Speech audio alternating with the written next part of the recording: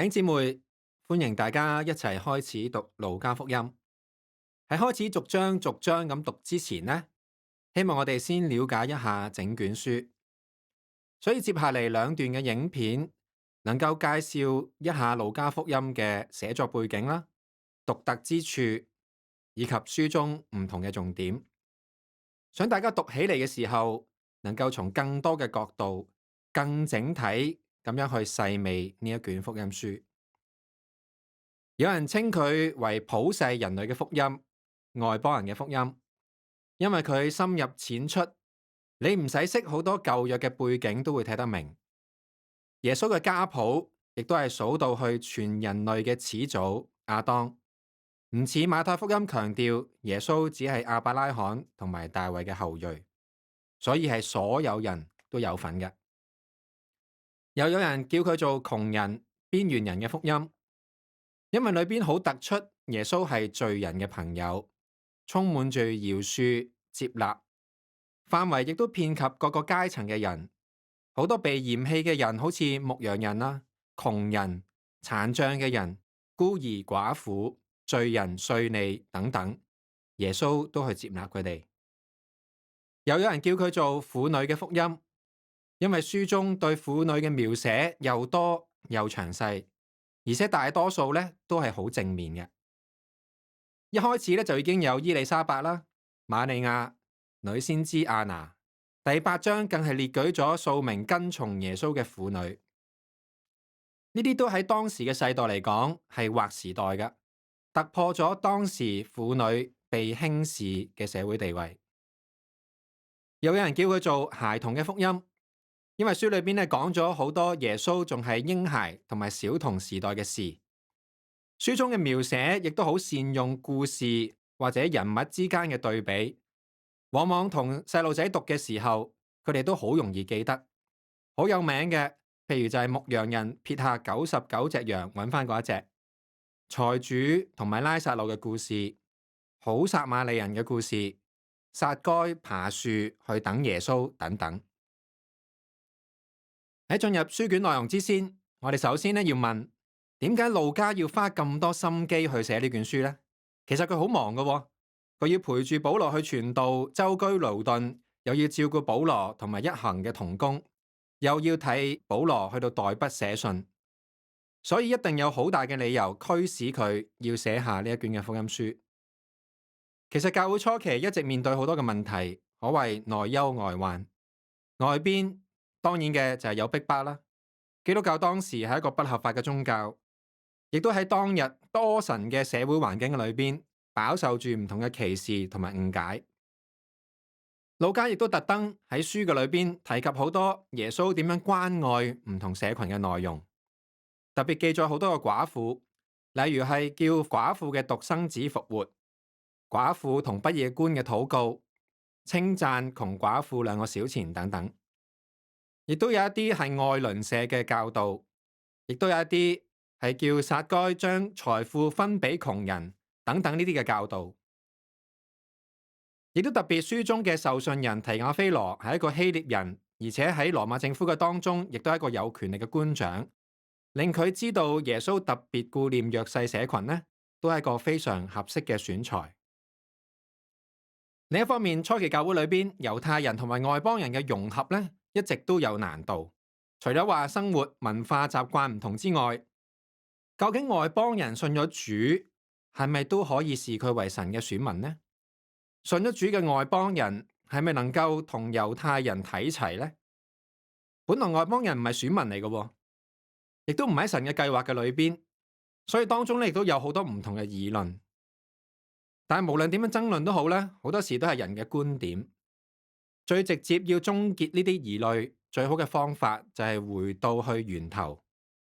所以路加特去到尋根，回到福音嘅源頭耶穌嘅身上，佢去揾唔同嘅見證人，揾唔同嘅文字記錄，從頭到尾將救主，亦都即係呢個福音嘅源頭，好詳盡咁樣寫成呢卷書，讓所有嘅聖徒都能夠認識呢位嘅救主，認識佢哋所信嘅福音到底係點樣嘅。咁我哋都係一樣，要更深去認識救恩。最好嘅就係回到原點，更多認識救主耶穌。正如保羅所講，以認識我主基督耶穌為至寶。而透過福音書去認識耶穌嘅所言所行，係一個非常好嘅途徑。我哋好快嚟到書卷裏邊嘅內容介紹。其實咧，我哋可以用兩個角度去睇整卷嘅福音書。第一個角度就係從完美嘅人子耶穌基督出發，而第二個角度咧就係從福音嘅本身，又或者係人點樣嚟到得着救恩嘅角度嚟到出發。但係首先，第一集我哋會集中喺第一個嘅角度。以下呢個就係路加福音嘅結構。從認識呢位完美人子嘅角度出發，大概就會分到呢四大段，包括埋前言就有5段。前言好短嘅啫，正如之前講到，路加呢一開始就將寫作嘅過程啦、寫作嘅目標清晰咁樣表達出嚟。一方面係證明福音呢唔係一小撮人捏造出嚟嘅，有好多親歷其境嘅見證人，甚至乎有好多人都有寫咗唔同嘅記錄，寫咗唔同嘅書。路加更進一步去考察，再將佢編輯成書，目標就係叫讀者知道，原來佢所學嘅道的而且確係確實嘅。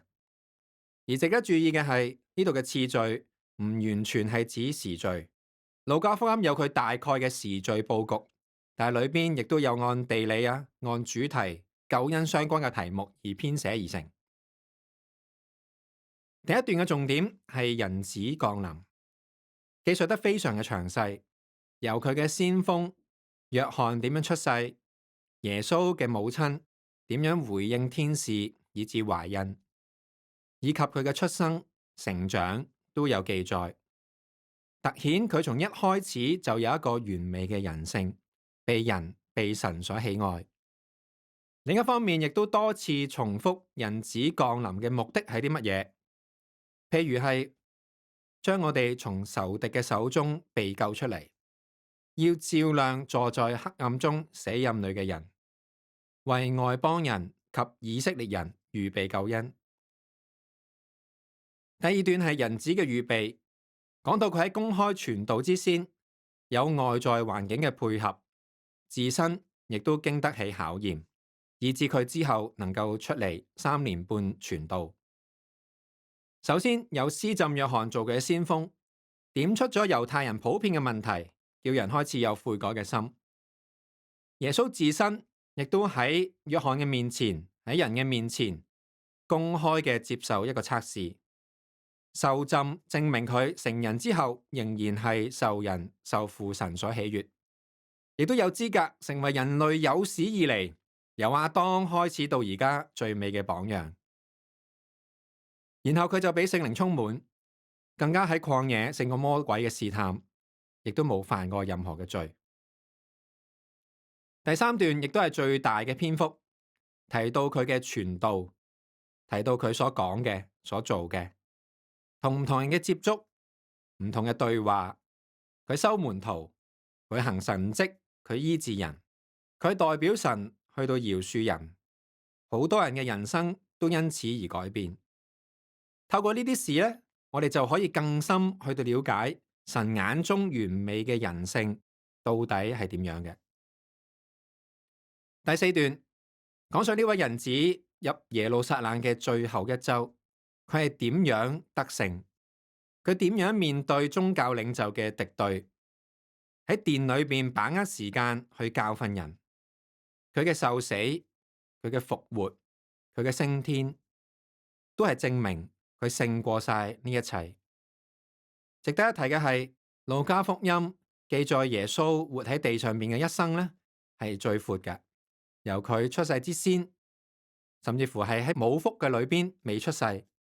去到佢嘅升天，亦都記載喺其中，非常非常完整，令到讀嘅人呢，對呢一位完美嘅人子有最充分嘅掌握。佢嘅降生、受死、復活、升天，都係將福音傳俾所有嘅人，從耶路撒冷直傳到萬邦。第一集就去到呢一度。